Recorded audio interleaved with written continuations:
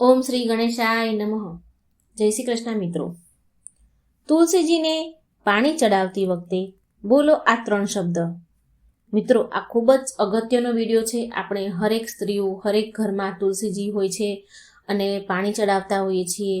તો એ પાણી ચડાવતી વખતે કયો મંત્ર બોલવો જેનાથી સુખ સમૃદ્ધિ અને શાંતિ ઘરમાં આવે છે અને આપણા હજારો ગુના પાપ હોય તો પણ બળીને નષ્ટ પામે છે. તો આ ખૂબ જ સરસ અગત્યનો વિડીયો છે, જ્ઞાનવર્ધક વિડીયો છે. પૂરો ધ્યાનથી સાંભળજો અને જો વિડીયો સારો લાગે મિત્રો તો લાઈક કરજો, શેર કરજો અને ચેનલને સબસ્ક્રાઈબ જરૂર કરજો. તુલસીજીને જળ અર્પણ કરતી વખતે બોલો આ 3 શબ્દ. બધી જ મનોકામના પૂરી થઈ જશે. આપણે આગળના વિડીયોમાં જાણ્યું હતું કે તુલસીજીને પાણી ચડાવવાનું મહત્વ શું છે. એ કથા આપણે સાંભળી લીધી છે અને હવે આ વિડીયોમાં આપણે સાંભળીશું તુલસીજીને જળ ચડાવતી વખતે શું બોલવું જોઈએ અને એ મંત્રનું મહત્વ શું છે, એનું મહાત્મ્ય આપણે સાંભળીશું. એક સમયની વાત છે.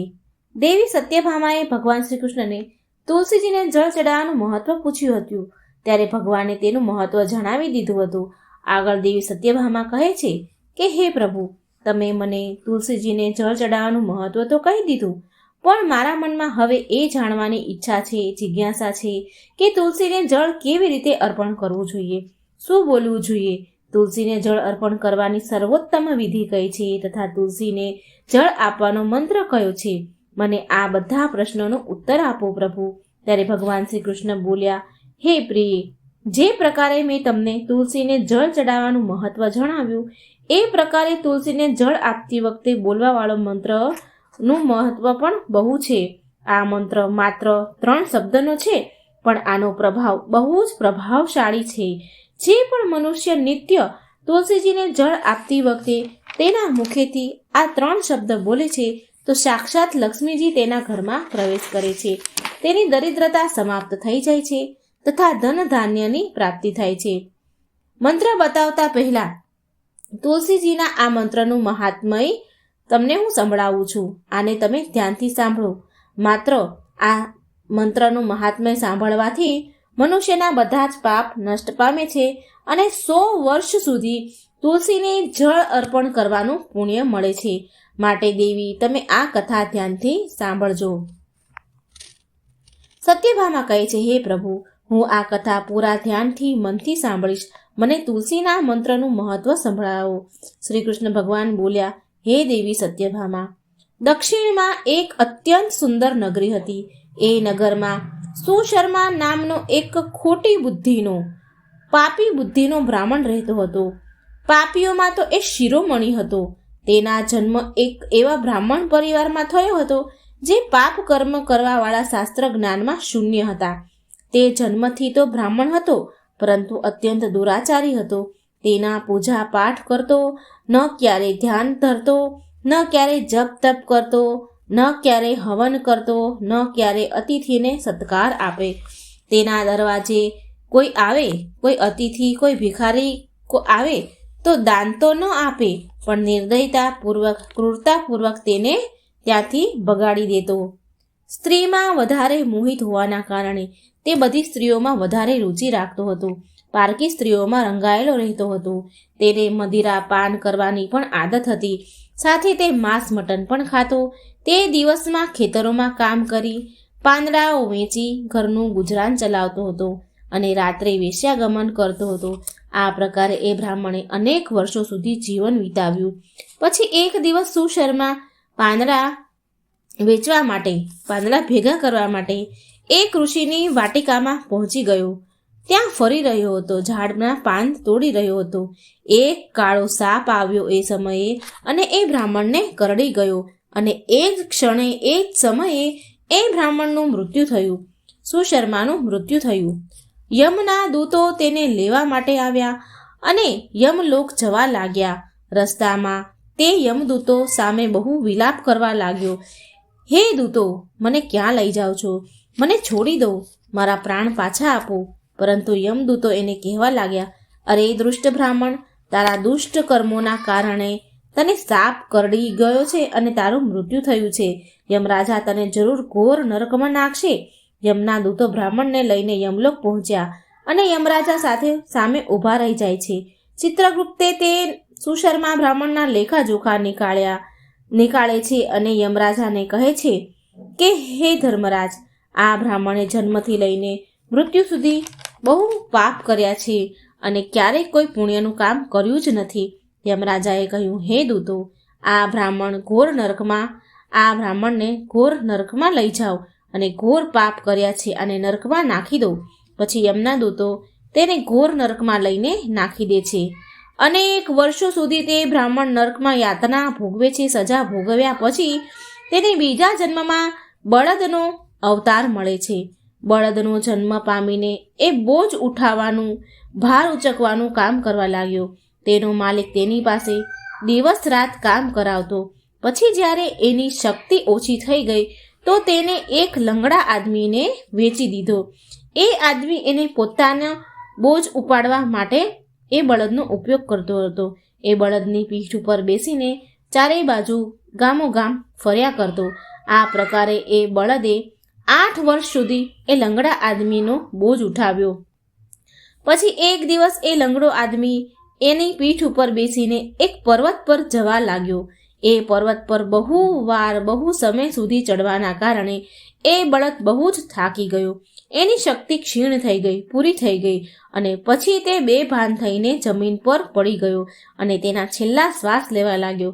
આજુબાજુના ઊભેલા લોકોને તે બળદ પર દયા આવી અને એના મોઢામાં પાણી રેડવા લાગ્યા. એ લોકોમાં એક પુણ્યશાળી આત્મા પણ હતો. એ બળદના કલ્યાણ માટે તેનું પુણ્ય એ બળદને આપી દીધું. તેને જોઈને બીજા લોકો ઊભા હતા. તેને પણ તેના પુણ્ય યાદ કરી એ બળદને આપ્યા, જેનાથી એ બળદની મુક્તિ થઈ શકે. તે ભીડમાં એક વેશ્યા પણ ઊભી હતી. એણે જોયું કે બધા જ લોકો પોતપોતાના પુણ્ય એ બળદને આપે છે. એ વેશ્યાએ પણ તેના પુણ્ય એ બળદને આપી દીધા. ત્યારબાદ એ બળદનું મૃત્યુ થયું અને પછી એ સ્થાન પર યમના દૂતો આવે છે અને એ બળદના શરીરમાંથી બ્રાહ્મણના પ્રાણ નીકાળીને યમલોકમાં લઈ જાય છે. યમલોક જઈને તેને યમરાજા સામે ઊભો રાખવામાં આવે છે અને પછી ચિત્રગુપ્ત તેના લેખાજોખા જુએ છે તો આશ્ચર્યમાં પડી જાય છે કે તે વેશ્યા દ્વારા એ બળદને આપેલું પુણ્ય બહુ મોટું હતું. તે પુણ્યના પ્રભાવથી તેના બધા જ જન્મોના પાપ નષ્ટ થઈ જાય છે. પછી યમરાજા એ બ્રાહ્મણના બધા જ પાપ ક્ષમા કરે છે અને કહે છે કે હે બ્રાહ્મણ, એ વેશ્યાએ એનું પુણ્ય આપીને તારા પર બહુ મોટો ઉપકાર કર્યો છે.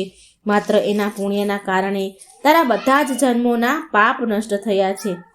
યમરાજા તેને ફરી મનુષ્યનો જન્મ પ્રદાન કરે છે.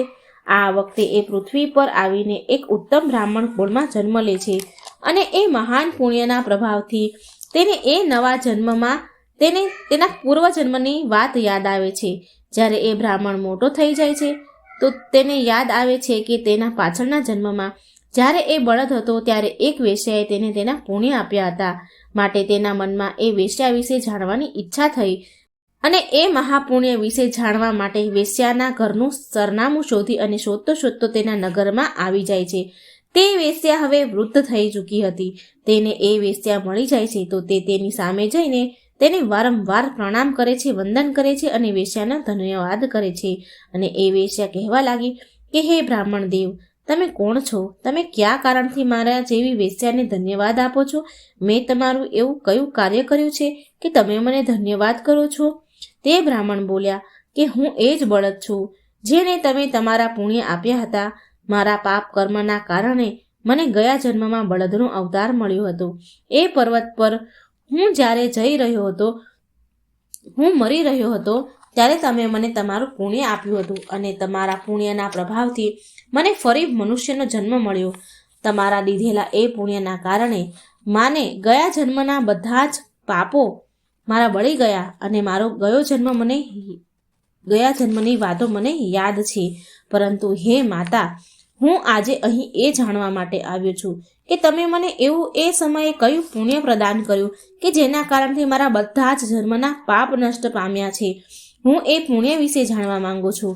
ત્યારે એ વેશ્યા કહે છે કે હે બ્રાહ્મણ દેવ, મેં તો મારા જીવનમાં ક્યારેય કોઈ એવા પુણ્યના કામ નથી કર્યા, પરંતુ મારા ઘરમાં એક પોપટ છે જે પિંજરામાં રહીને હંમેશા કંઈક બોલ્યા કરે છે, જેને સાંભળીને મારું અંતઃકરણ પવિત્ર થઈ ગયું છે. પોપટ દ્વારા બોલેલા મંત્રનું પુણ્ય મેં તમને દાન આપ્યું હતું. પછી એ વેશ્યા અને એ બ્રાહ્મણ એ પોપટ પાસે ગયા અને તેમને પૂછવા લાગ્યા કે હે પોપટ, તું એવો કયો મંત્ર બોલી રહ્યો છે જેનાથી અમારા જીવનનો ઉદ્ધાર થઈ ગયો?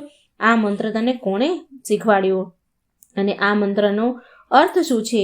એ પોપટે તેના પૂર્વજન્મનો વૃત્તાંત કહી સંભળાયો. એ પોપટ કહે છે કે હે બ્રાહ્મણ દેવ, પાછળના જન્મમાં હું એક બ્રાહ્મણ હતો. મારા જ્ઞાનના અહંકારના લીધે આંધળો થઈ ગયો હતો. મેં ક્યારેય ગુરુજનોનો આદર સત્કાર કર્યો ન હતો, સદાય તેમનું અપમાન કર્યું હતું. મને મારા જ્ઞાનનો એટલો બધો ઘમંડ થઈ ગયો હતો કે જે કારણથી મારા ક્રોધ વધુ વધી ગયો. મારો ક્રોધ અતિશય વધવા લાગ્યો અને હું બધા પર દ્વેષ કરતો ઝઘડા કરવા લાગ્યો. અન્ય મનુષ્યને તુચ્છ સમજવા લાગ્યો. વિદ્વાનો જેવા બ્રાહ્મણો વિદ્વાનોને ભરી સભામાં અપમાન એનું કરવા લાગ્યો અને કાલાંતરમાં પછી મારું મૃત્યુ થઈ ગયું અને મને યમલોકમાં લઈ જવામાં આવ્યો. પૂજનીય જન્ય અને ગુરુજનોનું અપમાન કરવાના કારણે મને પોપટના કુળમાં નાખવામાં આવ્યો અને મારો જન્મ એક પોપટ રૂપમાં થયો. મારા પાપ કર્મના કારણે મારી નાની ઉંમરમાં જ મારા માતા પિતાથી મને વિયોગ થઈ ગયો. હું મારા માતા પિતાથી છૂટો પડી ગયો અને પછી હું ઝાડની ડાળી પર બેસીને રડી રહ્યો હતો. તો એ સ્થાન પરથી અમુક ઋષિ મુનિઓ ત્યાંથી જઈ રહ્યા હતા. તો એમણે મારા કરુણ પોકાર સાંભળ્યો અને મને લઈને એના આશ્રમમાં લઈ ગયા. ત્યાં તેમણે મને એક સુંદર પિંજરામાં રાખ્યો અને મારી સારી સાર સંભાળ રાખી, મારી દેખરેખ રાખી. એ મને નિત્ય ભોજન આપતા અને મને શિક્ષા આપતા, મને બધું શીખવાડતા. એ સ્થાન પર ઋષિ મુનિ, તેમની પત્નીઓ, તેમના બાળકો બધા જ નિત્ય તુલસીના છોડને જળ અર્પણ કરતા હતા અને એની સામે એક મંત્રનો જાપ કરતા હતા. તેમના મુખેથી વારંવાર એ મંત્રને સાંભળીને મને એનું રટણ થઈ ગયું. મેં એ મંત્ર ગોખી લીધો. ત્યારથી હું એ મંત્રને જાણી ગયો છું અને એ જ મંત્ર હું દિવસ રાત બોલું છું. એ મંત્રના પ્રભાવથી મારી ક્યારેય મૃત્યુ નથી થયું અને મારી આયુષ્ય 100 વર્ષનું થઈ ગયું અને હું આટલા વર્ષ સુધી જીવતો રહ્યો છું. એકવાર બન્યું એવું કે એકવાર એક ચોર એ સ્થાન પર આવી ગયો આશ્રમમાં અને મને પિંજરા સહિત ચોરી લીધો અને પછી આ વેશ્યાને મને એ ચોરે વેચી લીધો. આ વેશ્યાએ મને ખરીદી લીધી. આ વેશ્યાના ઘરે આવ્યા બાદ પણ હું એ મંત્રને બોલ્યા કરતો હતો અને એ સાંભળીને આ વેશ્યાનું જીવન પણ પવિત્ર થઈ ગયું. આ વેશ્યાએ વેશ્યાપણું છોડીને ભગવાન વિષ્ણુની ભક્તિ કરવા લાગી. મારા પૂર્વજન્મના બધા જ પાપ નષ્ટ થઈ ગયા અને એ મંત્રના પ્રભાવથી વેશ્યાનું અંતઃકરણ પવિત્ર થઈ ગયું છે. હે બ્રાહ્મણ દેવતા, એ જ મંત્રના પુણ્યથી તમારા પણ જન્મોના પાપ નષ્ટ થઈ ગયા. આ પ્રકારે એ પોપટે બ્રાહ્મણને એ વેશ્યાને બધી જ વાત કહી અને એ સાંભળીને એ બ્રાહ્મણ અને વેશ્યા બહુ પ્રસન્ન થયા અને બંને પછી તે નિત્ય તુલસીજીને જળ અર્પણ કરતી વખતે એ મંત્રનો જાપ કરવા લાગ્યા. પછી એ પોપટ, વેશ્યા અને બ્રાહ્મણ અંતઃકરણમાં એમનું દિવ્ય વિમાન આવ્યું અને એ વિમાનમાં બેસીને વિષ્ણુ લોકમાં ચાલ્યા ગયા. ભગવાન શ્રી કૃષ્ણ સત્યભામાને કહે છે, હે દેવી સત્યભામા, તમે જોયું ને કે માત્ર તુલસીજીના એ મંત્રના પ્રભાવથી એ પોપટ, એ વેશ્યા અને બ્રાહ્મણના બધા જ પાપો નષ્ટ થઈ ગયા. માટે બધા જ મનુષ્યને રોજ તુલસીને જળ અર્પણ કરતી વખતે આ એક મંત્રનો ઉચ્ચારણ જરૂર કરવો જોઈએ. હે દેવી, આ મંત્ર આ પ્રકારે છે, તમે ધ્યાનથી સાંભળો. ઓમ વૃંદાવને સ્વાહા. આ મંત્રને બોલવો જોઈએ તુલસીજીને જળ ચડાવતી વખતે.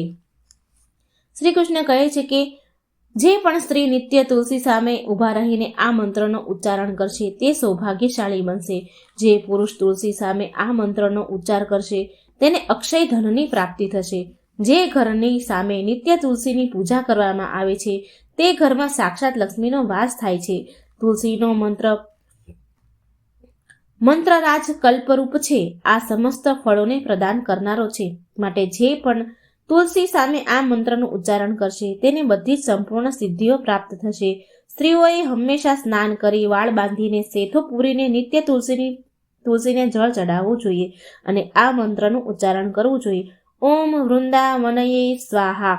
રોજ તુલસીની પરિક્રમા કરવી જોઈએ. આમ કરવાથી બધા જ દોષ સમાપ્ત થાય છે.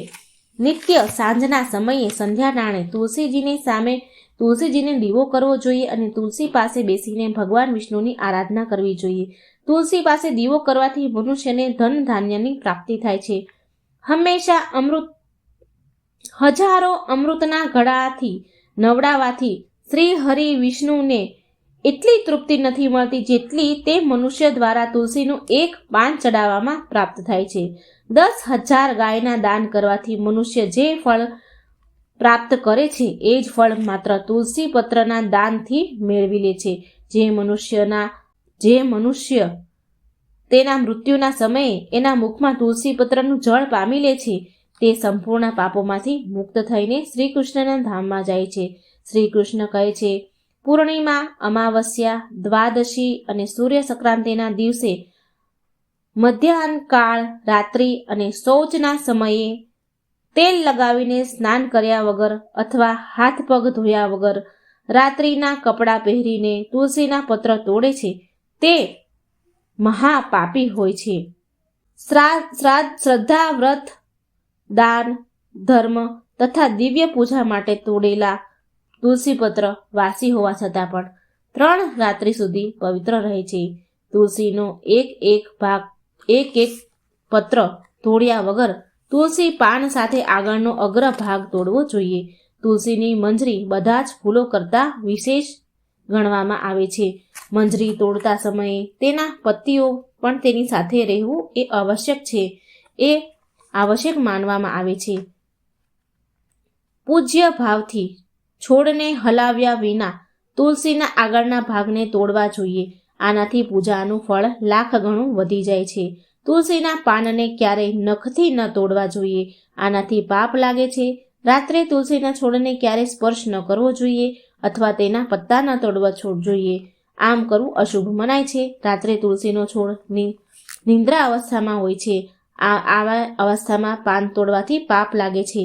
ગુરુવારના દિવસે તુલસીના છોડમાં કાચું દૂધ રેડવું જોઈએ.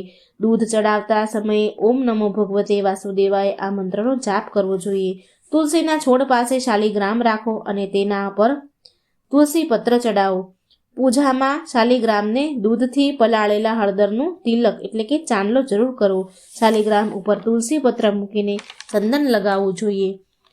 જો કોઈ સ્ત્રી માસિક ધર્મમાં છે તો તુલસીની પૂજા ન કરવી. માસિક ધર્મ દરમિયાન તુલસીજીને સ્પર્શ કરવાથી ઘોર પાપ લાગે છે. આનાથી સ્ત્રીનું દુર્ભાગ્ય વધે છે, દુર્ગતિ થાય છે. તો મિત્રો, આ પ્રકારે ભગવાન શ્રી કૃષ્ણએ દેવી સત્યભામાને તુલસીને જળ આપવાનું મંત્રનું મહાત્મા બતાવ્યું છે અને મંત્ર બતાવ્યો છે. તો મિત્રો, આ કથા તમને જો સારી લાગે, આમાં તમને કંઈ જાણવા મળ્યું હોય તો વિડીયોને લાઇક કરજો, શેર કરજો, ચેનલને સબસ્ક્રાઇબ જરૂર કરજો. કોમેન્ટ બોક્સમાં ભગવાનનું નામ જરૂર લખજો. જય શ્રી કૃષ્ણ. રાધે રાધે. Thank you.